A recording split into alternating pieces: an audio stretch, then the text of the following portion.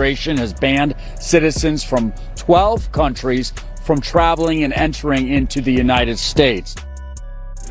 United States opening game on the 14th of June. In August 2025, a shockwave rippled through global sports when FIFA announced a decision that few could have predicted. Canada would take over a significant share of the 2026 World Cup matches originally awarded to the United States. This shift was not due to stadium shortcomings nor logistical concerns, but politics. For the United States, the cost was staggering, an estimated $40 billion in lost revenue, erased in a single moment.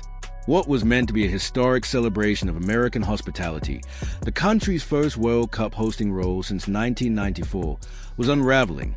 The 2026 World Cup had been promoted as a shared event among the United States, Canada, and Mexico, built on the themes of unity, diversity, and global sport. The U.S. was expected to carry the weight of the tournament, with packed stadiums, millions of fans, unprecedented hotel demand, and an unparalleled opportunity to showcase its soft power. Yet by mid-2025, the dream had begun to collapse under the weight of its own policies. Strict visa rules, a controversial $250 entry fee, and sweeping travel bans targeting 12 countries left international fans feeling unwanted. Sponsors grew uneasy, airlines pulled back their promotions, and FIFA raised a critical question. What if millions of fans simply could not get into the United States? Canada, by contrast, presented itself as everything the U.S. was not: welcoming, efficient, and open.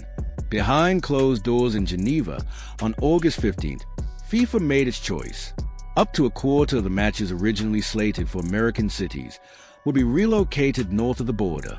In an instant, billions of dollars in tourism revenue, advertising income, and global prestige slipped away. This was not a failure of logistics or construction. It was a failure of policy. The unraveling had been building for months.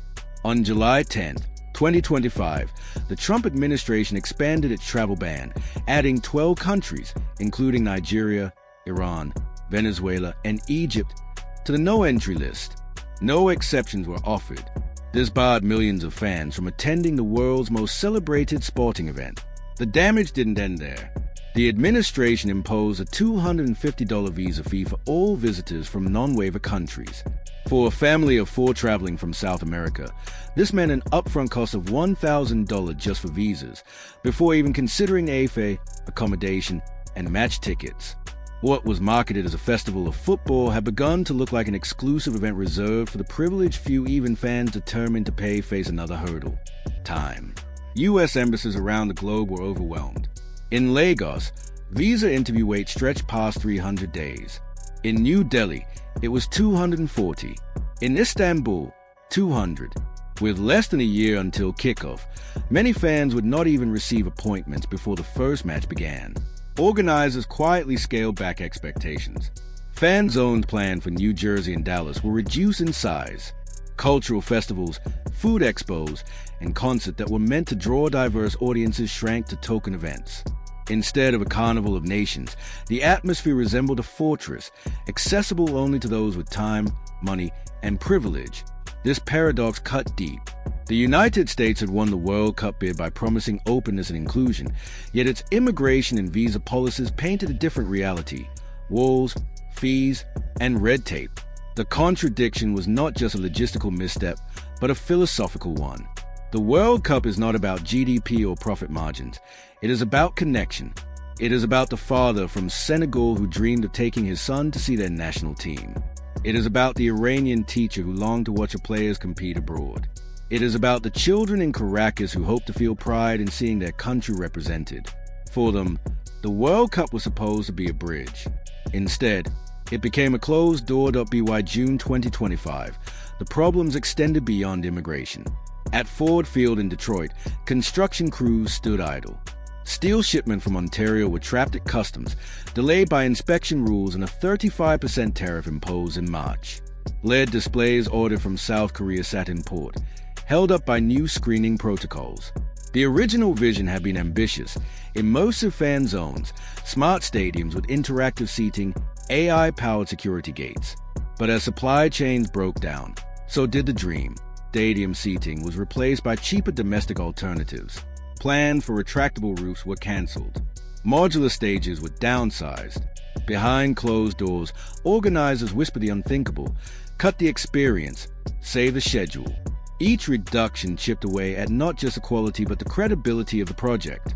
What had been billed as the most advanced World Cup in history was turning into what critics called a budget retrofit. Meanwhile, Canada moved forward without delay. Free from punitive tariffs and supply chain barriers, it completed projects ahead of schedule. Vancouver upgraded the roof of BC Place. Toronto's transit system integrated FIFA's digital fan pass. Montreal's technology hub went fully operational months before deadline. The contrast was stark. While the US patched holes in its plan, Canada built smoothly and efficiently. The heart of the issue was not logistics but inflexibility. By turning trade into a political weapon, the US had turned progress into a casualty. Tariffs that were meant to protect American industry ended up suffocating America's chance to shine on the world stage. Stadiums shrank, deadlines slipped, and the reputation of a superpower suffered. The World Cup was no longer about who had the most modern stadiums. It became about who could adapt, and in that race, Canada pulled ahead. The consequences reached far beyond construction. In July 2025, Emirates Airlines, one of FIFA's key partners, announced that $15 million in sponsorship funds originally earmarked for US host cities would be redirected to Canada. Their statement cited logistical uncertainty, immigration friction, and regulatory unpredictability. The message was clear: America was too risky. Soon, they were joined by others. Visa scaled back its promotions in US cities, shifting investment toward Toronto and Mexico City.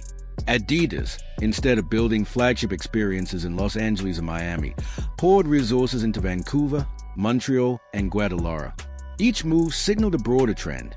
Global companies no longer trusted the US to deliver. What was once meant to be America's victory lap had become a cautionary tale of self-sabotage. The question now was unavoidable. Had the US effectively handed the World Cup to Canada, the countdown to 2026 continued.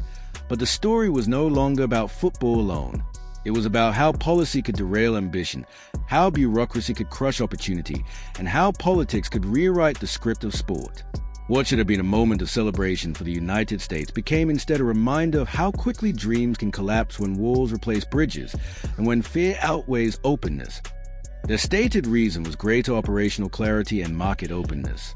But beneath that language was something far deeper, a collapse of trust. Global corporations, the lifeblood of every World Cup, sent their message loudly.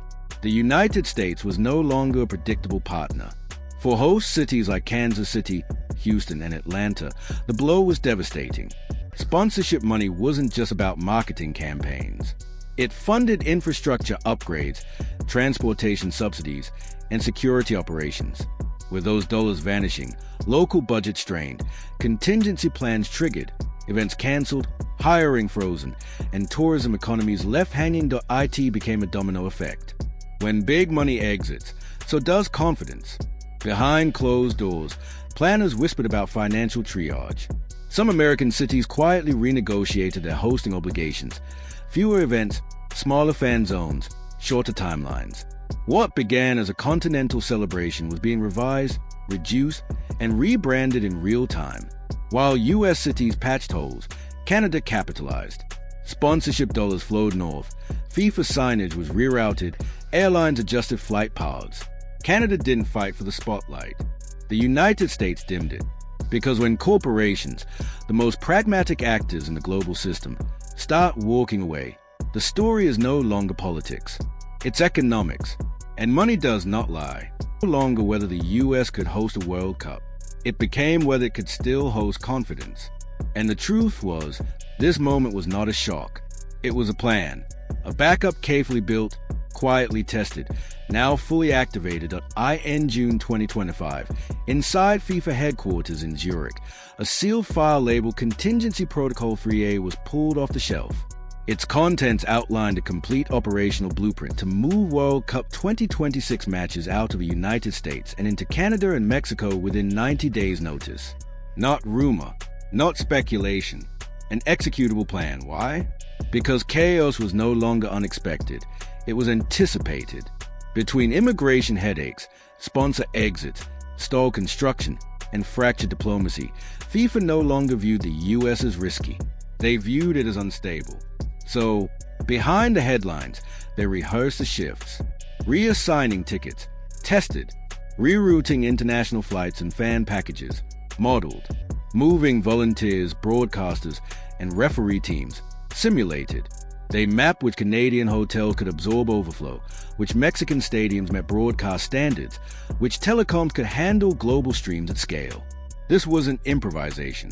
It was insurance. For fans hoping it was a bluff, internal memos told another story. Leaked documents referred to the plan not as a possibility but as a timeline. The question wasn't if the U.S. would lose matches, but how many and how soon. Meanwhile, American host cities from Miami to Seattle remained in the dark. Many believed the storm had passed.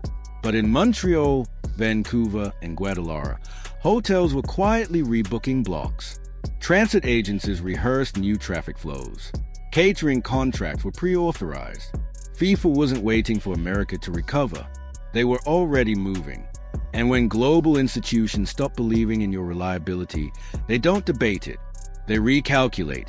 America may still possess the stadiums, but FIFA now controls the steering wheel, and they have already signaled the turn. The deeper story is not about missed deadlines or broken promises. It is about a global organization preparing for failure, not because it desires to, but because circumstances leave no alternative. While the United States struggles with red tape, immigration barriers, and reputational damage, two quieter contenders are rising quickly, focused, ready, and flawlessly prepared. Canada, on the surface, offers polite diplomacy and calm competence. Behind the scenes, it is precision and preparation. Vancouver's BC Place has been FIFA approved, recently upgraded, fully climate controlled, and seamlessly linked to transit. Toronto Stadium has been expanded and modernized, surrounded by 30,000 hotel rooms within 10 miles. Immigration rules are streamlined. More than 50 nations do not require visas at all, and for those that do, processing is measured in days, not months. FIFA calls this predictable logistics. Sponsors call it safe ground. Fans call it welcoming. And in an event where image matters as much as performance, Canada embodies a narrative FIFA wants to project: multicultural, inclusive, globally respected, and logistically dependable. No policy whiplash, no protests, no last-minute chaos, just open gates and clear skies.